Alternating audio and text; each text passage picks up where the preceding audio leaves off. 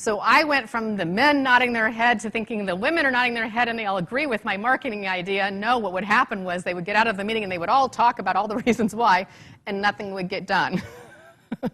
He says, I was so used to the guys just saying, yeah, we're all in the same, and what he found in many cases, and it kind of, again, to technology, is men will try something. If it doesn't work, they try again. Women, we don't want to try until we know it's going to work. So just be a little bit mindful that when you're going into some of these situations, understanding a little bit about it. Again, maybe do a role play with someone of the opposite gender. So you can kind of begin to get a little bit, how does this sound to you? Does it sound too aggressive? Does it sound too clinical? Does it sound too matter of fact? A number of years ago when I started a nonprofit, I raised $100,000, and there was an investment firm that read about it in the paper, and it was a man and a woman, and we went to lunch, and they wanted to talk about, this is before I knew when to say no to lunch, and they said they wanted to, sit down with me, and he wanted to know when I was going to make a decision about what organization I was going to give the money, and she wanted to know about why I started the nonprofit. And it was a really interesting, different insight as to kind of how men and women think differently.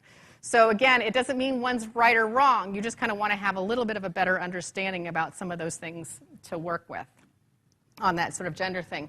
One of the other things that I kind of want to encourage you to do, did I lose my pen? Is to, we talked about your databases here, but I do want to take you back to that exercise of you and what are your different networks. So what are some of your networks that you have? Your family, yep. Colleagues. College, yep. What else? Sports. Neighbors. Hobby? Yep. Church, yep. Spiritual, yep. Sorry? Volunteer, yep. Okay. Colleagues, work. Yep. Kids, pets. Kids. Pets. Military, yep. Anyone you know, okay? Yeah. So what you realize is what I'm going to encourage you to do over the next few weeks is start actually then putting the names of all your colleagues and the names of your alumni and the names of people who you know through your volunteer work. Certainly your GMA program. You want to have everybody's name here. Then what I'm going to ask you to do is do what I call third-party networking. And that's when you're going to start connecting people to each other. And then everything goes through you, and you become a networking node. And in the beginning, you just simply say, you two should meet. And here's why you should meet. And again, I have this as a template email that I've created. Mark and Susan, you two should meet, and here's why. You're both alumni of Boston College and blah, blah, blah.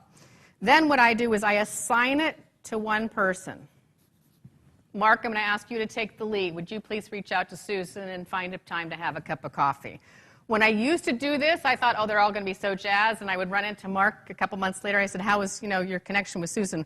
Well, I didn't know if I was supposed to call her or she was supposed to call me. I'm like, this is not 6th grade. But I now assign it to one person just to kind of let somebody take the lead and have that as a good feeling. But this is a terrific tool for you to start having. You can maybe put this up on a whiteboard with Post-it notes. What will happen is some of these people will move. In some cases, they'll be in multiple places. Yes? I've had one or two experiences where I've done something like this and maybe introduced a classmate of mine to someone a professional I know from business developer, my network, and in a couple of cases, the classmate didn't contact that person, even though I set them up, which sort of, makes me look a little bit, maybe that person next time won't want to talk to my friend. Yeah. So how do you know how to navigate through this? You learn. Frankly, you learn. I mean, there was one time when someone said they really wanted to meet so-and-so, and I said, sure, I set them up for a cup of coffee. I didn't know what she wanted to do was to hit them up for money.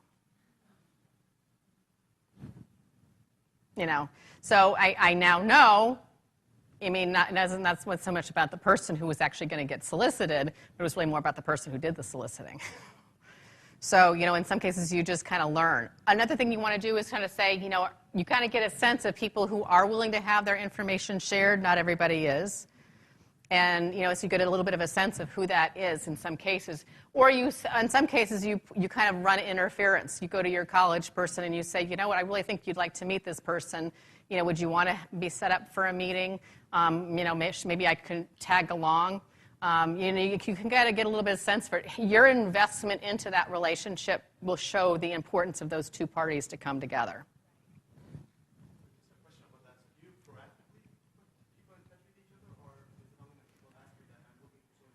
I proactively do it all the time. I mean, it's called being a connector. And part of it is then I'm known as a networking node. I connect people. I didn't say to Alicia, can you please connect me to Fidelity because there's this group, there's this leadership program. I didn't even know this program existed. I've spoken for other leadership programs, but she's the one who thought of it and made the connection.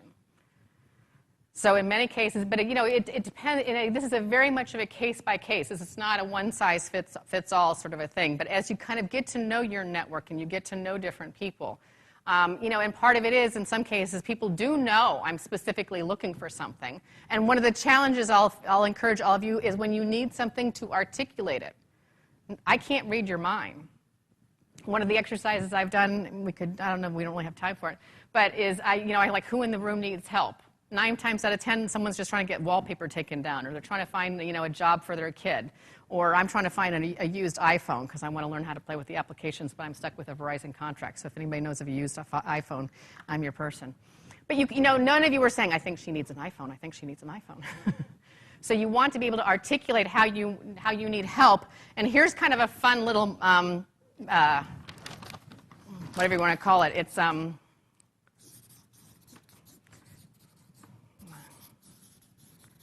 methodology, if you will.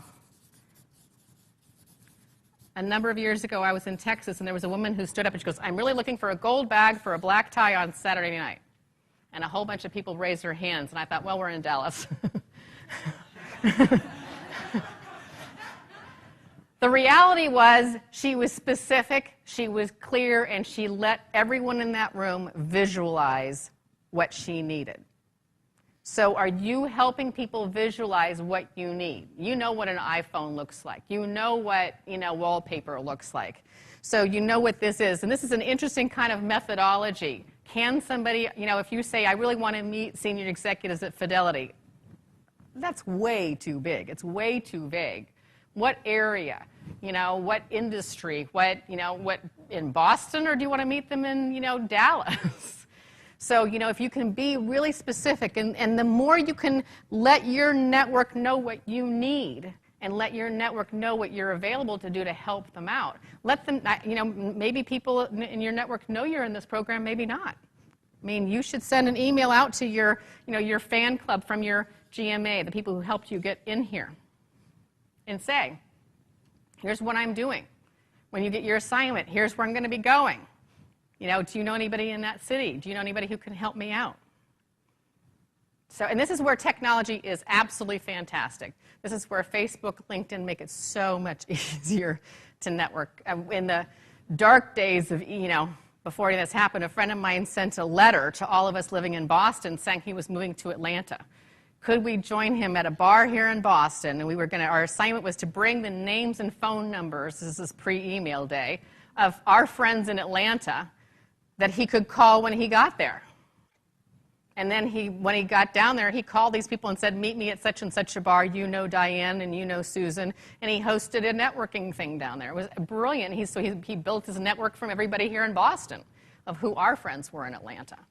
So, in many cases, let, technology, and this is what I call the hybrid networking. You use the tech, you use the online and you use the face-to-face. When the whole online stuff came up, there was a couple of experts on the whole online stuff, and he was going on and on about how face-to-face was going away.